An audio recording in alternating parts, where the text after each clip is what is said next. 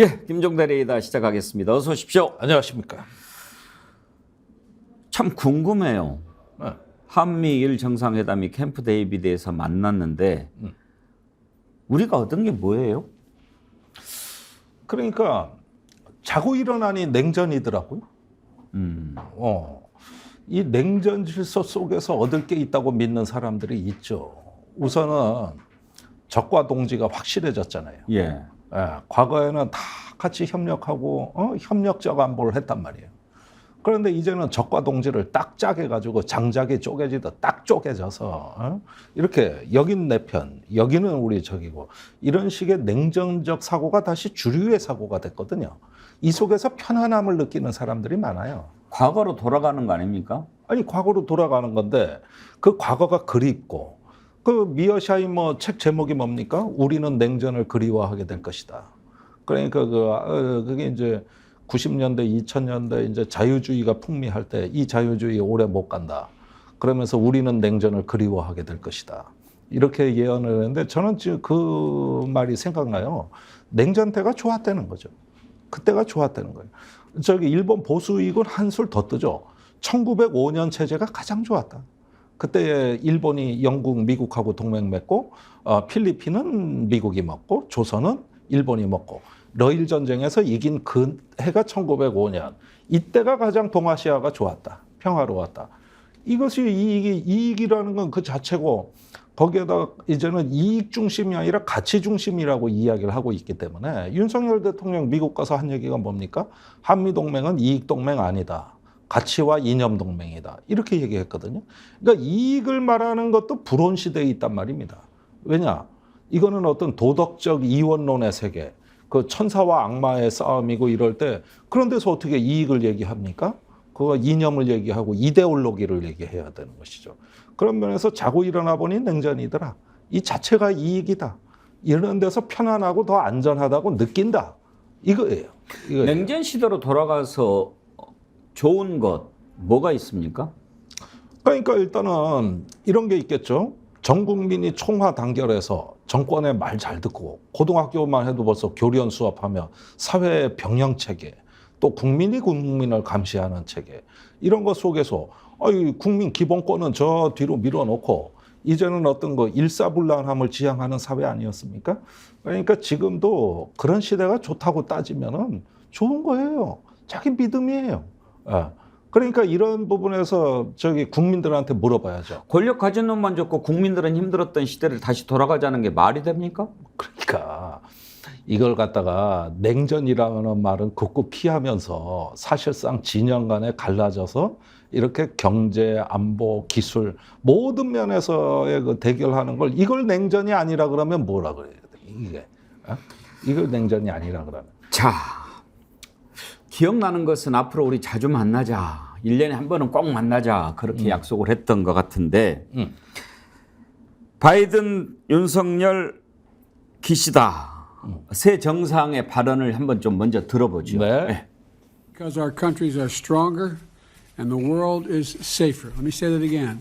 Our countries are stronger and the world will be safer as we stand together. And I know this is a belief we all three share. And I want to thank you both for your political courage that brought you here. And I'm looking forward to us having a great meeting, but continuing these meetings. You stepped up to do the hard work, I would argue historic work, to forge a foundation from which we can face the future together, the three of us together. And I'm deeply grateful for your leadership, and I look forward to working with both of you as we begin this new era of cooperation and renew our resolve to serve as a force of good across the Indo-Pacific and, quite frankly, around the world as well. 프랭클린 루즈벨트 대통령은 자유는 주어지는 것이 아니라 쟁취하는 것이라고 했습니다. 우리 각자의 자유가 위협받거나 훼손되지 않도록 우리 3국은 단단하게 결속해야 할 것입니다. 이는 미래 세대를 위한 약속이자 책무이기도 합니다. 한미일 공조를 더 강화하기 위해서는 이를 위한 제도적 기반을 굳건히 할 필요가 있습니다. 아울러 지역 안보를 위협하는 도전 과제에 대해 3국 간 협력 의지를 확고하게 다져나가야 할 것입니다. 오늘은 삼국 협력의 제도적 기반과 추진 의지를 확고히 한 역사적인 날로 기록될 것입니다. 今回は歴史の転換点を迎えています。今こそ日米韓の戦略的連携の潜在性を開花すべく、日米同盟と米韓同盟との間の連携を強めつつ、日米韓安保協力を新たな次元に高めていきたいと思っています。北朝鮮への対応について協力を深めつつ、さらに重要振興技術協力やサプライチェーンのこの強靭化を含む経済安全保障など幅広い分野での連携を拡大していきたいと思います。本日は我々3人でこの日米韓パートナーシップの新時代を宣言すべく、胸襟を開いて議論をできることを楽しみにしております。 한미일 새 정상의 발언을 차례로 들어봤습니다만 저는요, 김종대 의원님, 네. 이 부분을 꼭 한번 짚어보고 싶습니다. 우리가 이번 정상회담 바라보는 시각이 한미일 세 나라가 더 가깝게 지내자, 더 유대하자, 더 협력하자 이런 정도라고 생각하는 거거든요. 네. 근데 약간 온도차가 느껴지는 게 뭐냐면 바이든 대통령이 자꾸 여러분들이 결단을 내리셨다. 그 용기에 경의를 표한다라고 하면서 이번 한미일 정상회담의 의미를 상당히 부풀리고 있단 말이에요. 그렇죠. 그래서 우리가 걱정이 되는 것은 뭐냐면 뭐지? 우리가 뭔가 놓치고 있는 건 아닐까? 네. 바이든 대통령이 저 정도로 이번 한미일 3정상회담을 평가하고 정말 여러분들 어려운 걸음 해주셨다. 우리가 생각할 때 어려운 걸음 해주셨다라고 하면은 남북 정상이 처음 만났던 김대중 대통령과 김정일 회담 정도, 그때 참 어려운 걸음 하셨습니다라고 할 때는 정말 어려운 걸음이었을 거라고 생각해요. 이번에는 맨날 만났고 또 뭐 자주 만나자라고 하는 정도인 것 같은데 바이든 대통령이 커리지 얘기하고 정말 결단이라고 얘기하고 결단이라는 표현까지 썼어요. 예. 뭡니까? 뭐를 이렇게 얘기하길래 이렇게 평가를 하는 겁니까? 그러니까 이게 아주 오래전부터 내려오던 미국의 그 꿈, 미국몽이라고 하는 걸 좀 우리가 이해해야 되는데 그동안은 우리가 귀담아 듣거나 잘 살피지 못했던 대목이 있어요. 예컨대 아이젠하워 대통령이 그 이승만한테 그때 아니 극동군 사령부를 만들어서 거기에 한국 들어오고 일본 들어오고 해서 이 어떤 그 집단 안보체를 만들자 할 때 원래 이승만 때부터 그 말도 안 된다. 아니 우리가 일본하고 어떻게 같이 안보를 하냐. 이거 절대 내 눈에 흙이 들어가도 안 된다. 이래가지고 극동군 사령관이 무산됐고 레이건 시대에는 전두환 낙하손해가 있었단 말이에요. 그때 이제 한미일 삼각군사동맹이란 말이 최초로 나왔거든요. 이게 전두환이 틀어버린 거예요. 그러니까 미국은 오래전부터 이게 주일미군 사령부하고 주한미군 사령부가 있는데 이게 지휘체계가 병렬체계라고. 아무것도 없어요, 연계가. 그러면 아시아에 일본의 삼성장군 갖다 놓고 한국의 사성장군 갖다 놓고 이걸 따로따로 해야 되니까 이거 본토에서 통제를 해야 된다는 얘기인데 좀 이것 좀 바꾸자. 이럴 때마다 이제 한국의 보수진보 정권들이 말도 안 된다. 이래가지고 그 이야기를 못 꺼내왔던 겁니다, 지금까지. 그래서 90년대부터 2000년대까지는 조용했어요.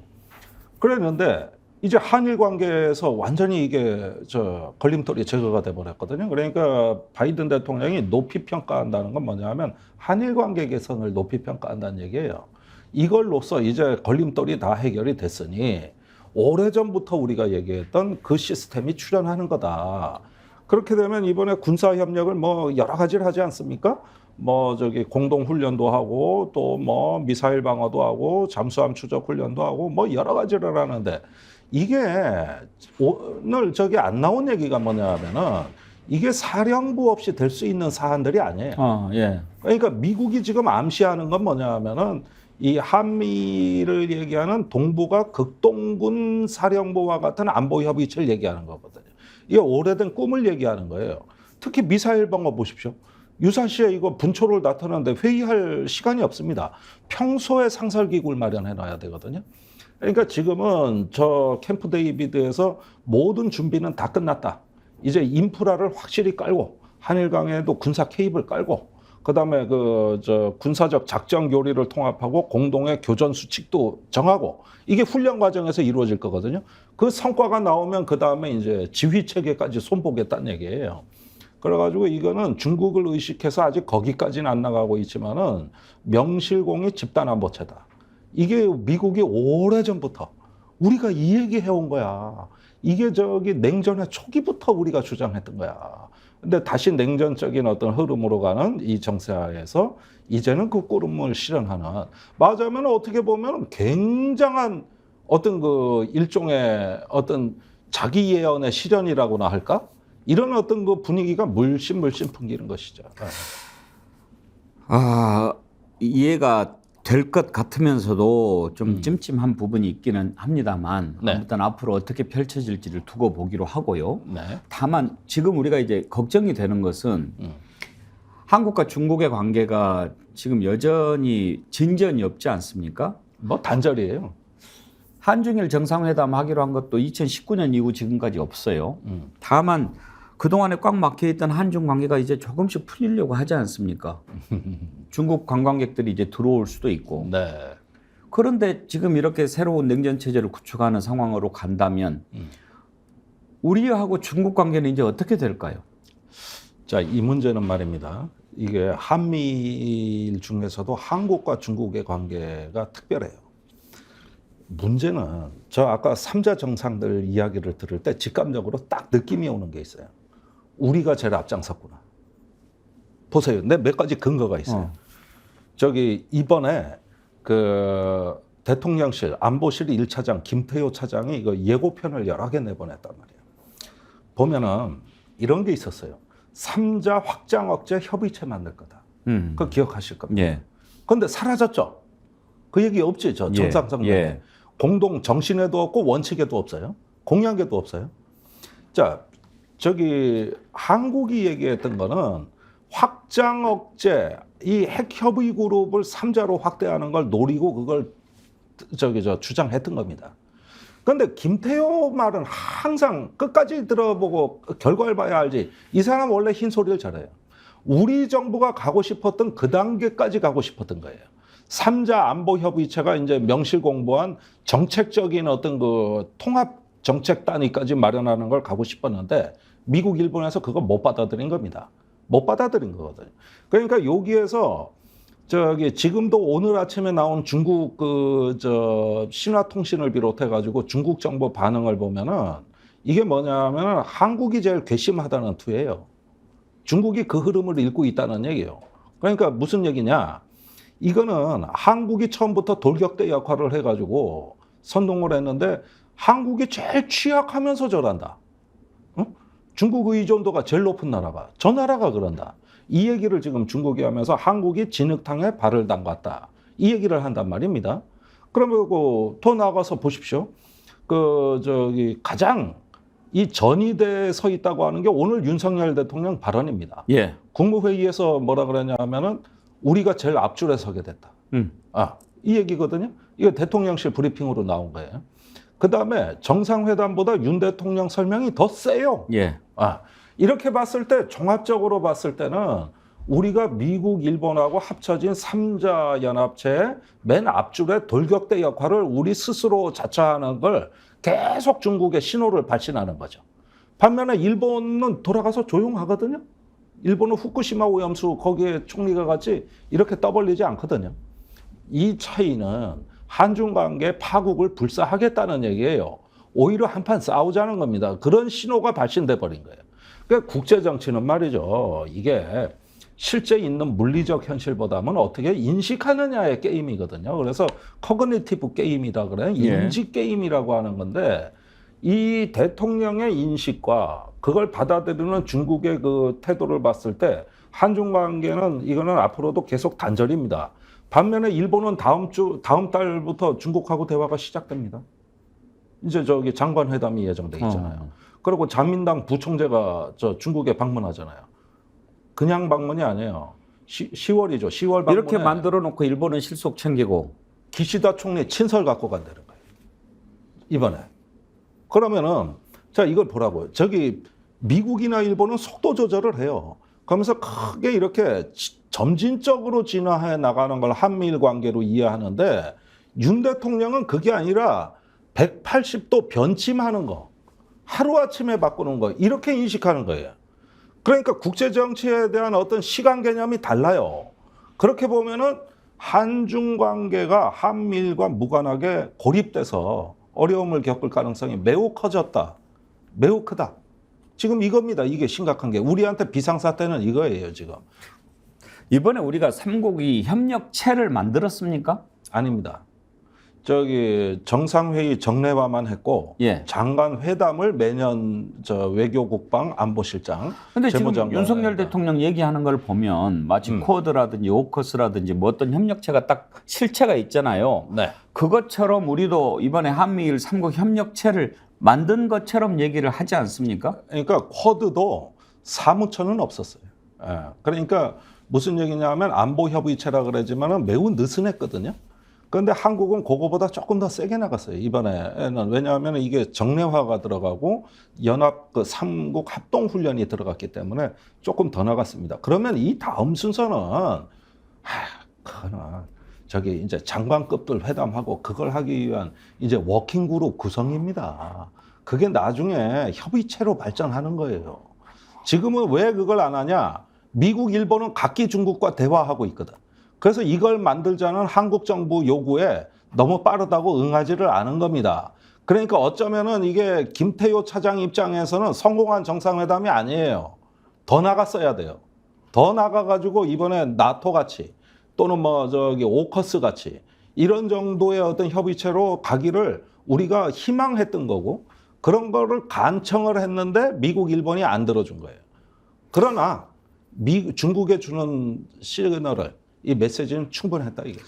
신냉전 시대로 돌아가기를 원하는지는 잘 모르겠습니다만 신냉전 시대를 감당할 준비는 돼 있는지 참 의문입니다. 그 이제 우리가 국민들에게 스스로에 우리가 물어야 될 질문입니다.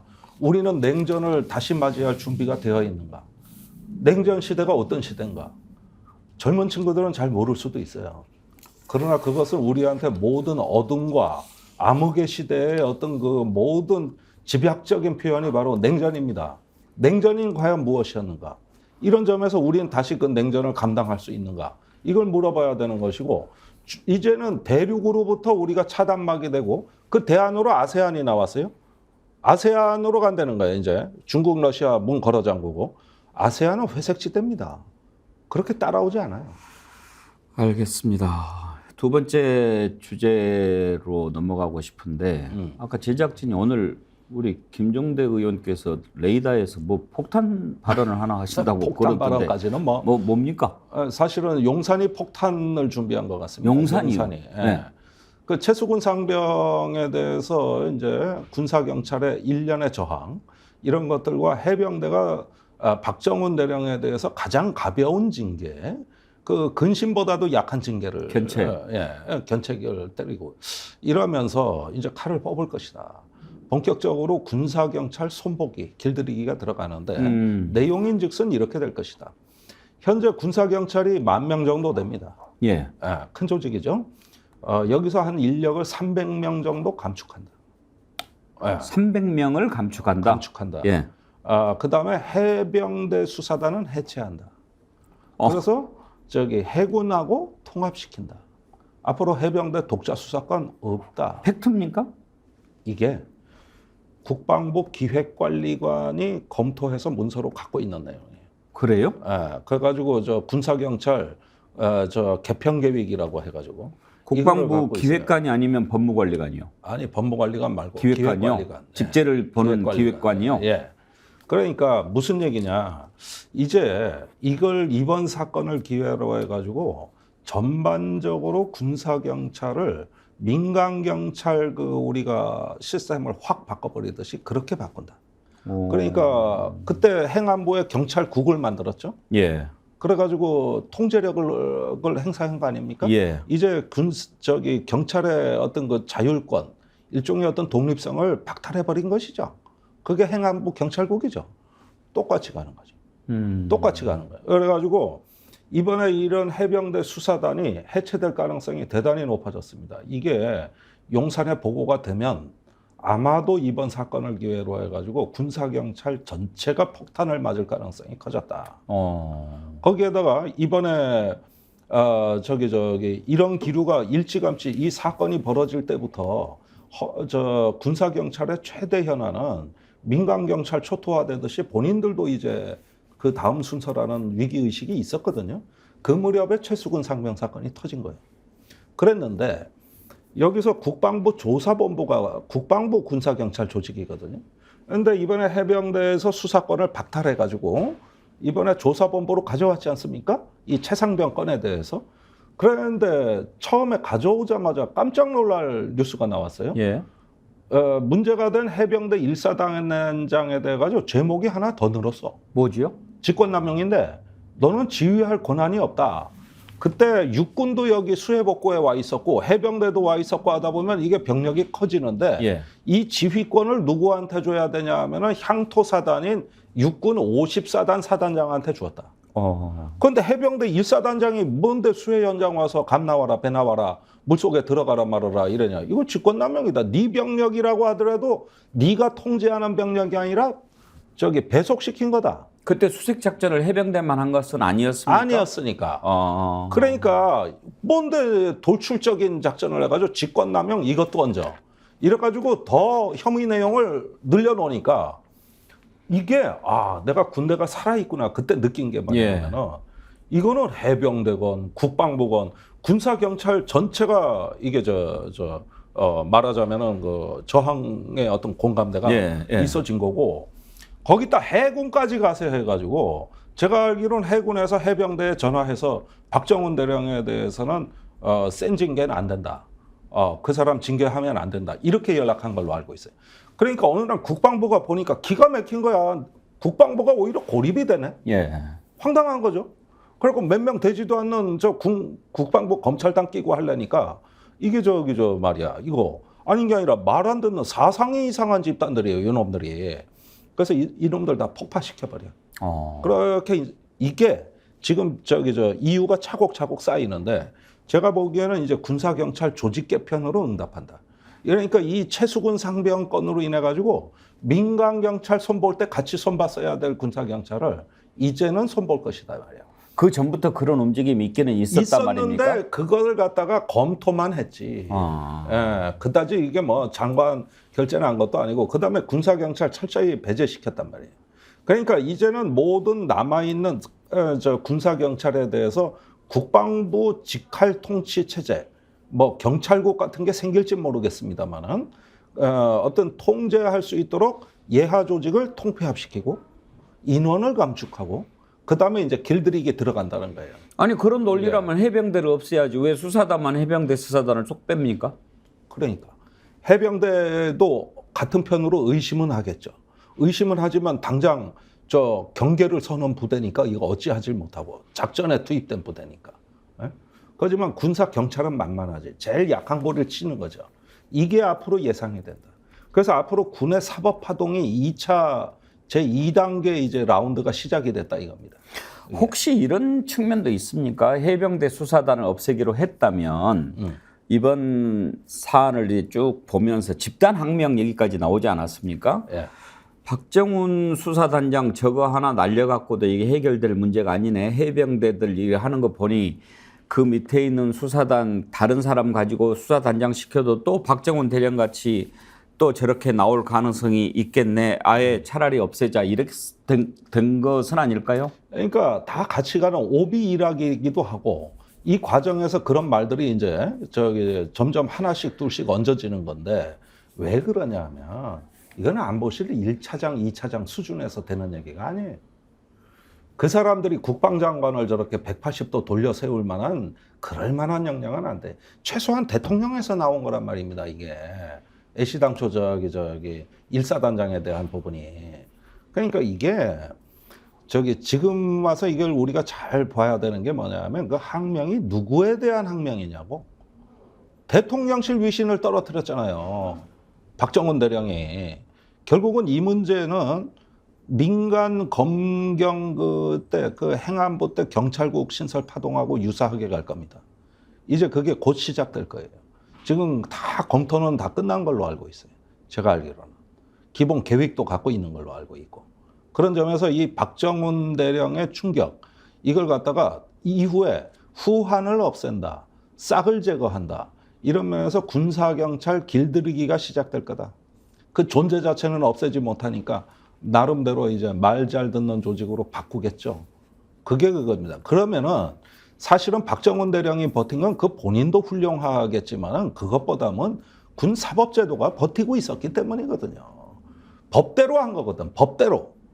이제 이런 어떤 거 법을 무시하고 앞으로 또 저 새로운 어떤 거 군 사법 질서를 만들겠다는 이야기인데 이게 군 사망 사건에서 조직적으로 은폐되고 조작되고 그다음에 저 말 바꾸기 하고 이러면서 군의 그 어두운 사법 질서의 역사로 다시 돌아가는 거예요.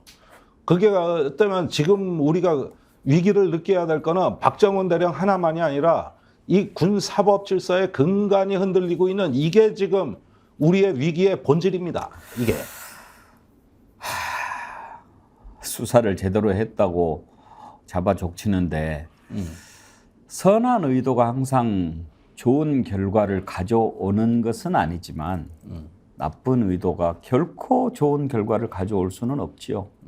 예, 정말 잎사귀를 보면 그 열매를 알 수 있다고 했습니다. 네. 옛날에 중수부 없앨 때는 시대적 요청이 그런 반인권적인 수사 이제는 그만둬야 된다라고 해서 없앴지만 지금 해병대 수사단 제대로 수사한다고 그걸 없앤다면 그 역사가 어떻게 평가하겠습니까? 그러니까요. 그 군사경찰을 초토화하고 나서 이제 국방부 검찰단 같은 조직이 전면에 뜰 겁니다. 예. 민간 검찰을 닮아가는 것이죠. 그렇게 되면 우리 애들 마음 놓고 군대 못 보냅니다. 억울한 일이 있으면 누구한테 하소연할 겁니까, 우리가? 보고받지 못하는데. 폭탄 선언 무슨 말씀인가 했는데 이해가 됐습니다. 유저 앳 범이라고 폭탄이라는 아이디를 쓰고 계신 분이 글을 주셨는데 해병대는 귀신 한 마리만 더 잡아주세요. 어떤 귀신인지 짐작이 갑니다. 예, 알겠습니다. 오늘 여기까지 하죠. 네. 고맙습니다. 김종대 감사합니다. 전 의원과 함께한 김종대 레이더였습니다.